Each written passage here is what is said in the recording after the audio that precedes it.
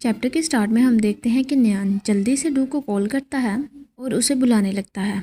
वह डू तो इस वक्त काफ़ी ज़्यादा डरा होता है। डर के मारे वो कुछ भी बोल नहीं पाता, जिस पर न्यान उसे हौसला देते हुए बोलता है, तुम्हें डरने की बिल्कुल भी ज़रूरत नहीं, बस मुझे बताओ कि तुमने अभी क्या देखा है। इसके बाद हमें डू का सीन दिखाया जाता है। वो एक एलिवेटर ऑन करता है। एलिवेटर के ओपन होते ही एक आई बॉल उस एलिवेटर से बाहर निकलती है और डू के सामने आ जाती है। उस आई बॉल को देखकर डू काफ़ी ज़्यादा डरने लगता है और घबराते हुए न्यान को बोलता है, यहाँ एक आई बॉल है 3rd फ्लोर पर। इसके बाद अनाउंसमेंट की जाती है, जहाँ पर कोई बोल रहा होता है कि एक्सपेरिमेंट नंबर 1513 ने डूमो को किल कर दिया है।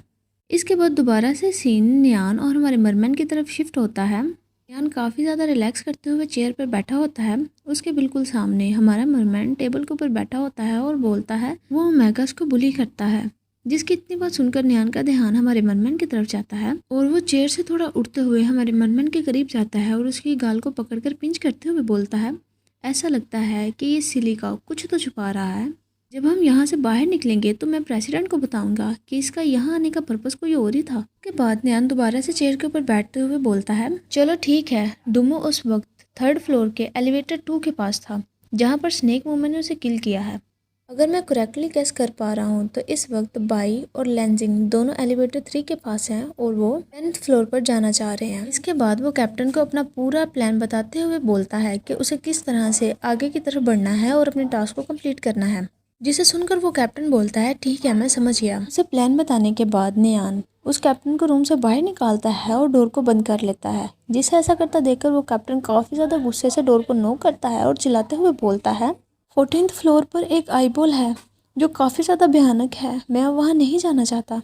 जिसे सुनकर न्यान बोलता है, ठीक है, चलाना बंद करो, मैं तुम्हें गाइड करूँगा। उसके बाद वो बोलता है, वो दोनों आईबॉल्स सेपरेटली मूव कर रही हैं। इस वक्त एक आईबॉल 3rd फ्लोर पर है और दूसरी 14th फ्लोर पर, और जब तुम 14th फ्लोर पर पहुँचोगे तो तुम्हें बस यही करना है कि वो आईबॉल किसी भी तरह से तुम्हें देख ना पाए। हम देखते हैं कि उसकी बातें सुनकर कैप्टन काफ़ी ज़्यादा घबरा रहा होता है, मगर न्यान तो डोर की दूसरी तरफ से उसे काफ़ी ज़्यादा मोटिवेट करते हुए बोलता है, कैप्टन तुम ये कर सकते हो, इस वक्त तुम्हारी टीम सबसे आगे है, तुम इस वक्त पीछे नहीं हट सकते वरना तुम हार भी सकते हो। कैप्टन के जाने के बाद न्यान दोबारा से चेयर पर जाकर बैठ जाता है। वो अपने सामने मौजूद कंप्यूटर को ऑन करता है, डॉक्यूमेंट्स को चेक करने लगता है। उन डॉक्यूमेंट्स के अंदर उसे तमाम की तमाम ब्रीडिंग एक्सपेरिमेंट की फाइल्स मिलती हैं, जिसे ओपन करते हुए न्यान पढ़ने लगता है।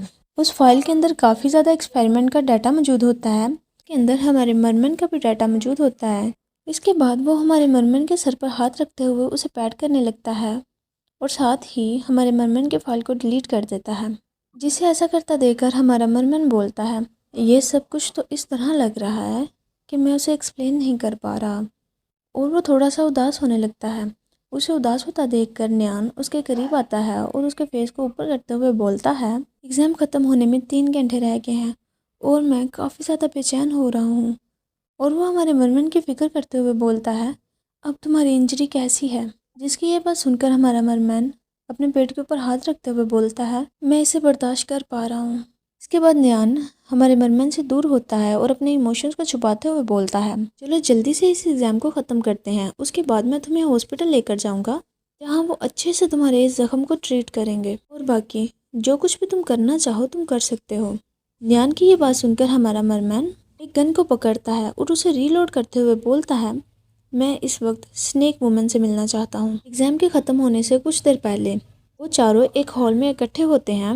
लू केमिकल को हाथ में पकड़ते हुए बोल रहा होता है, ये क्या है और ये किसके लिए यूज़ होगा। ये वही केमिकल होता है जो कि उन्होंने 3rd टास्क के दौरान उस लैब से ढूंढा था। जिसकी ये बात सुनकर न्यान बोलता है, अगर मुझे ठीक से याद है तो ये क्रिस्टल में चेंज हो जाएगा जब तुम इसे स्नेक वुमन की बॉडी पर इंजेक्ट करोगे।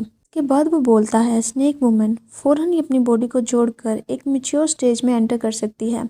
अगर एक दफ़ा वो अपने पूरे बॉडी पार्ट्स को अपने साथ जोड़ लेगी तो वो इतनी ज़्यादा ख़तरनाक हो जाएगी कि वो अपनी एक ही बाइट में तुम्हारे सर को चबा सकती है।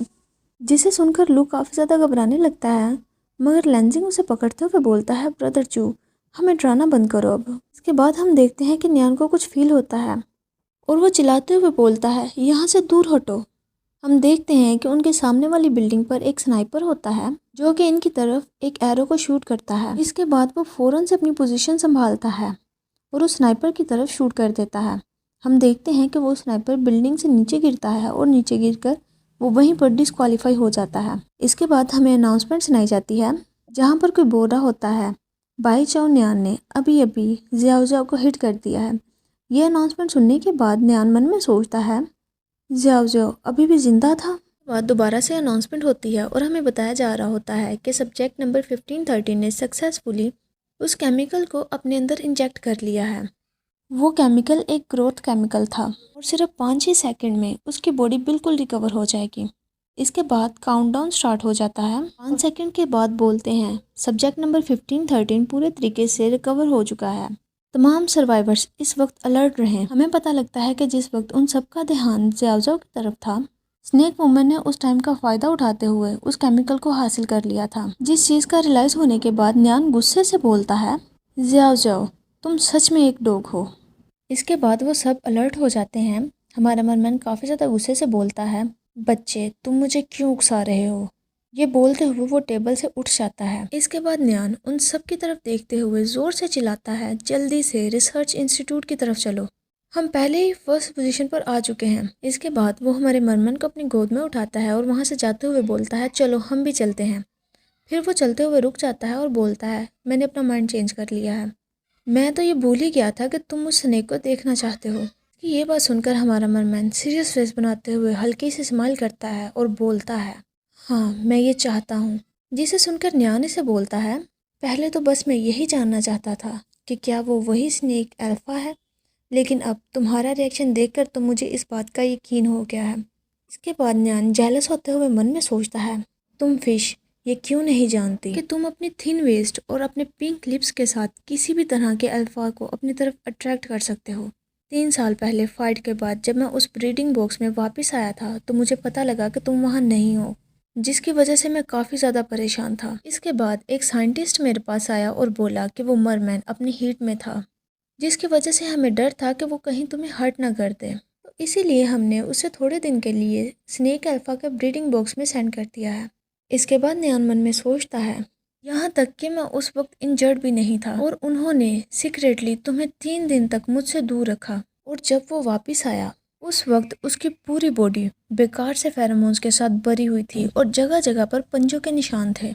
उस रात मैंने उसे बहुत बुरे से ट्रीट किया, जिसकी वजह से वो काफ़ी ज़्यादा चिल्ला रहा। इसके बाद हमें वही सीन दिखाया जाता है जहाँ पर हमारा मरमैन न्यान को मना करते हुए रोक रहा होता है और बोल रहा होता है नहीं ऐसा मत करो बस करो। जिसके इस तरह चिल्लाने की वजह से न्यान मन में सोच रहा था इस लैब में बाकी सबको भी पता लगने दो कि ये ओमेगा सिर्फ मुझसे ही बिलोंग करता है। उस सीन को याद करते हुए न्यान को काफ़ी ज़्यादा गुस्सा आ रहा होता है और वो गुस्से से मन में सोचने लगता है 3 साल पहले भी उस दूसरे ब्रीडिंग बॉक्स में यही स्नेक था, मेरा लव राइवल, जो मुझे उकसाता रहता था। न्यान के ऐसे रिएक्शन को देखकर हमारा मरमैन उसे ज़ोर से हक करता है और उसे बोलता है तुम्हें डरने की ज़रूरत नहीं, मैं उस स्नेक को दूसरी दफ़ा भी मार दूंगा। इसके साथ ही ये चैप्टर यहीं पर एंड होता है।